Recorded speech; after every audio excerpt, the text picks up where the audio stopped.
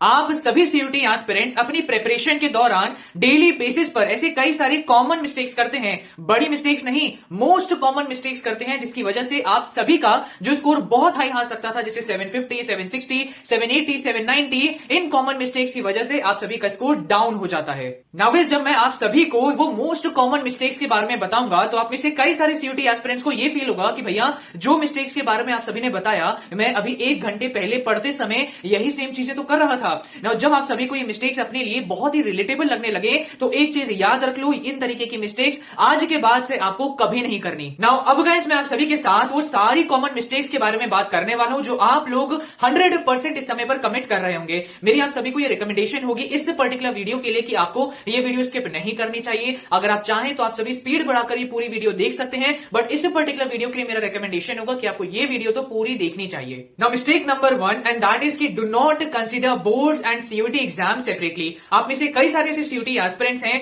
जो बोर्ड्स की अलग तैयारी करते हैं एंड सीयूटी एग्जाम की अलग तैयारी करते हैं, जबकि आपको ये पता है कि बोर्ड्स एंड सीयूटी का सिलेबस बिल्कुल सेम है।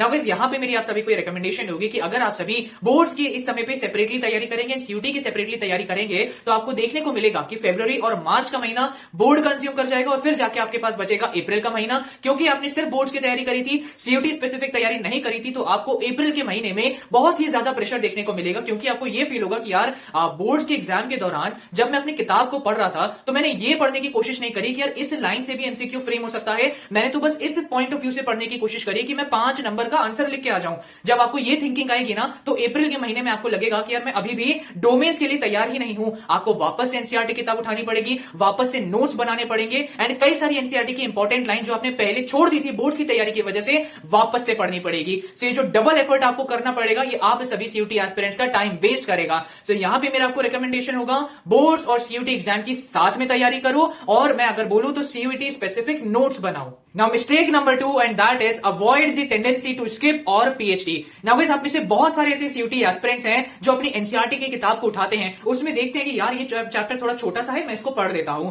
सेकंड चैप्टर देखा, यार ये चैप्टर बड़ा ही लंबा है, इसके नोट्स बनाने में यार बड़ा टाइम जा रहा है, छोड़ो इसको, स्किप करते हैं। नेक्स्ट चैप्टर पे मूव करते हैं, उसको पढ़ लिया क्योंकि वो छोटा चैप्टर है। उसका अगला चैप्टर उठाया, देखा यार इसमें तो बड़े ही कॉम्प्लेक्स लॉज हैं, इसमें बड़े ही कॉम्प्लेक्स फॉर्मुला दे रखे हैं, हटाओ यार इसको भी अभी स्किप करते हैं, बाद में पढ़ लेंगे। नेक्स्ट चैप्टर पे मूव करते हैं। ऐसा करते हो कि नहीं करते हो? साथ ही साथ हमारे ऐसे कई सारे स्टूडेंट्स होते हैं जो पीएचडी करने लग जाते हैं। एक टॉपिक उठाएंगे, एक चैप्टर उठाएंगे, एक रिसोर्स से पढ़ेंगे, दूसरे रिसोर्स से पढ़ेंगे, तीसरे रिसोर्स से पढ़ेंगे, एक टीचर का लेक्चर, दूसरे टीचर का लेक्चर, तीसरे टीचर का लेक्चर। जो टॉपिक जो चैप्टर 1 या 2 दिन में खत्म हो सकता था उसको 1 वीक तक एक्सटेंड कर लेते हैं। और एग्जामिनेशन के कुछ हफ्ते पहले ये दोनों स्टूडेंट्स को बड़ी परेशानी फेस करनी पड़ती है। यहां पर अगर मैं आप सभी को रिकमेंड करूं तो मेरा ये रिकमेंडेशन होगा कि जिन बच्चों को स्किपिंग करने की आदत होती है, यहां पर आपको ये करना चाहिए कि जो भी चैप्टर आपको बहुत बड़ा लगता है या फिर जो भी चैप्टर आपको बहुत कॉम्प्लेक्स लगता है उसका एक बेहतरीन टीचर का यूट्यूब लेक्चर देख लो। जब आप सभी यूट्यूब लेक्चर देख लेंगे आपको लगेगा कि यार मैं ये लाइन पढ़ रहा हूं, मुझे समझ आ रही है, मैंने नेक्स्ट पैराग्राफ पढ़ा यार ये भी मुझे समझ आ रहा है, इस फॉर्मूला के अंदर जो भी चीजें बताई हुई हैं मैंने डेरिवेशन के अंदर समझा था, मुझे हर एक वर्ड का मीनिंग पता है।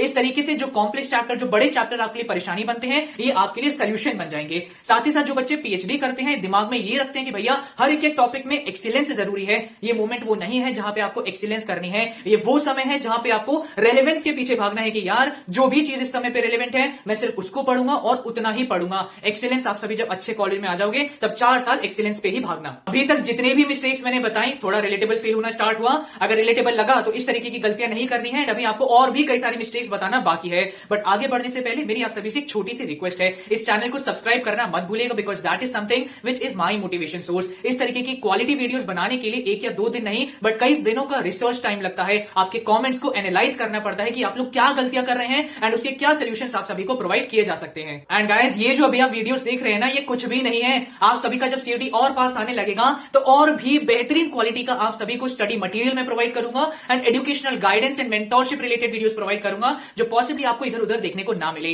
मेरी बस एक ही रिक्वेस्ट आप सभी से रहेगी कि इस चैनल को सब्सक्राइब करे रखिएगा and do not forget to hit the like button. Mistake number 3 and that is do not read same topic और same chapter repeatedly from multiple resources. Now guys, इसके ऊपर मैं बहुत बार बात कर चुका हूं, आपको वन रिसोर्स स्ट्रेटेजी फॉलो करनी चाहिए। अगर आप सभी को अपनी स्टडी टेबल पर, अपने बेड पर एक सब्जेक्ट पढ़ने के लिए मल्टीपल रिसोर्सेज दिख रहे हैं, 4 से 5 किताबें दिख रही हैं, अपनी यूट्यूब हिस्ट्री के अंदर आप सभी को वही सेम टॉपिक या वही सेम चैप्टर पढ़ने के लिए 4 से 5 टीचर के लेक्चर देख रहे हो, तो मैं ये चीज आपको बता देता हूं कि आप सभी अपने लिए आगे जाके एक एंजाइटी का बहुत ही बड़ा सोर्स क्रिएट कर रहे हो, क्योंकि आपको ये लगेगा कि यार ये बुक भी मेरी इनकम्प्लीट है, दूसरी बुक भी इनकम्प्लीट है, तीसरी बुक अभी मैंने आधी पढ़ी है, और आपको लगेगा कि यार जो मैंने इतने पैसे इन्वेस्ट करे थे ये तो मेरे वेस्ट जा रहे हैं, और अपने लिए आप बर्डन क्रिएट कर लोगे।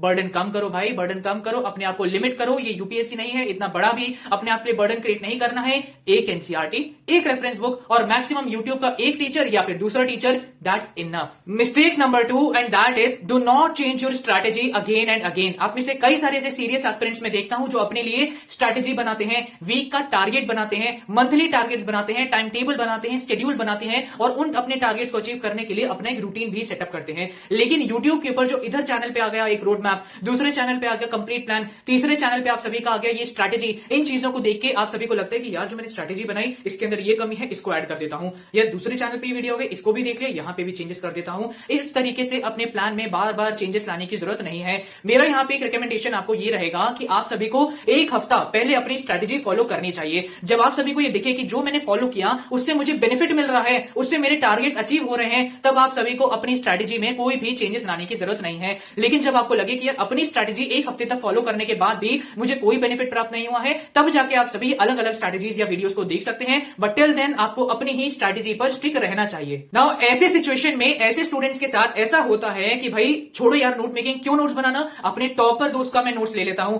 नोट्स उसके पढ़ रहे हैं, इसने तो बस की पॉइंट्स लिखे हुए हैं, क्योंकि उसको तो हर एक की पॉइंट की जानकारी है, बट आपने तो पूरी एनसीईआरटी नहीं पढ़ी, तो यहां पर मुझे तो ये की पॉइंट्स की जानकारी नहीं पता है। हटाओ यार, अभी इसके भी नोट्स छोड़ता हूं, मैं किसी और दोस्त के नोट्स ले लेता हूं जिसने थोड़ा इलैबोरेट कर रखा है, या फिर किसी बढ़िया पब्लिकेशन के मैं नोट्स ले लेता हूं ना। उसने अपने हिसाब से नोट्स बनाए हैं, जो उसको बेटर लगा उसने उस हिसाब से नोट्स आपके लिए फ्रेम किए हुए हैं। लेकिन जब आप उन नोट्स को पढ़ के टेस्ट देने जाते हैं तो आपको फील होता है कि यार ये एमसीक्यू तो मेरे नोट्स के अंदर नहीं था, ये स्टेटमेंट जहां से क्वेश्चन बना है ये तो मेरे नोट्स के अंदर नहीं था, ये पक्का आउट ऑफ एनसीईआरटी बना होगा। फिर जब घर पे आके आप अपनी एनसीईआरटी देखोगे तो लगेगा कि यार ये तो क्वेश्चन एनसीईआरटी से बना है, मतलब इसने गंदे नोट्स बनाए हैं, आयरनी हो रही है जी। तो यहां पे मैं आप सभी को बोलूंगा अपने नोट्स बनाओ। अगले कुछ और महीने बचे हैं, इन कुछ और महीनों के लिए ये बोरिंग टास्क और कर लो। अपने हैंड रिटन नोट्स बहुत ही वैल्यूएबल होते हैं। बस गाइस आज के लिए इतना ही। मुझे पता है आप में से कई सारे बच्चे इस तरीके की गलती कर रहे थे, खासकर नोट्स नहीं बना रहे थे। बना लो, बेटर है। अदरवाइज आगे जाके जब आप सभी थोड़ा सैंपल पेपर सॉल्व करोगे या फिर मॉक टेस्ट सॉल्व करोगे तब आप सभी को इसके बारे में पता चलेगा। बट एनीवेज मिलते हैं अपनी अगली वीडियो में, तब तक के लिए all the very best and please do not forget to subscribe this channel.